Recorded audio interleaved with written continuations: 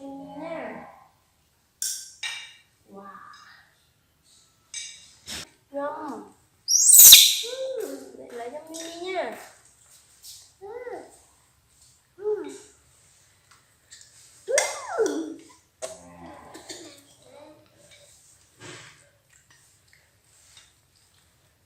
Đã không?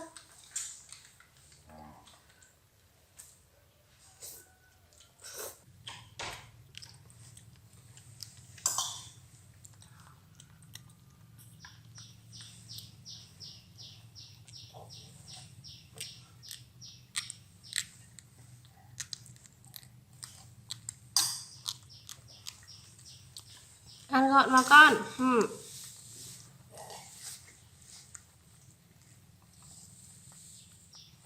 Ngon đấy. Ngon chứ.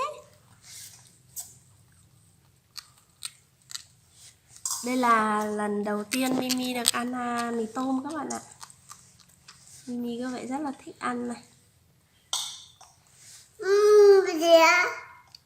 Mimi không biết dùng thìa nên mẹ sẽ cho Mimi ăn bốc luôn nha. Cho Mimi ăn bốc luôn.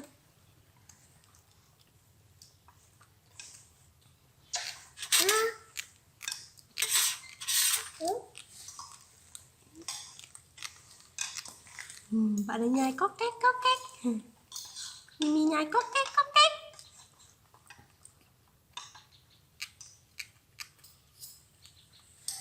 Mimi ăn rất thích ra ngoài.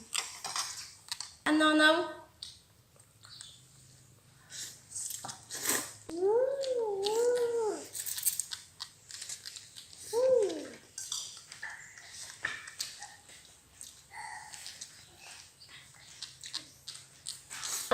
Còn ăn nữa không? Ăn đi nhá. Ăn đi rồi mẹ cho thêm nhá. Nhá.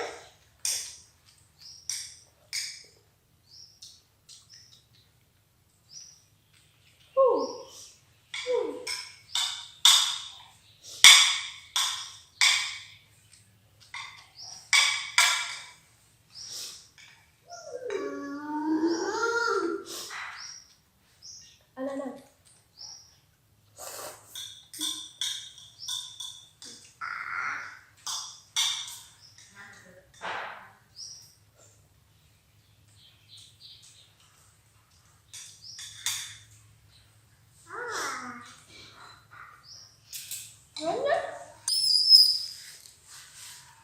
Đĩa của con đây mà.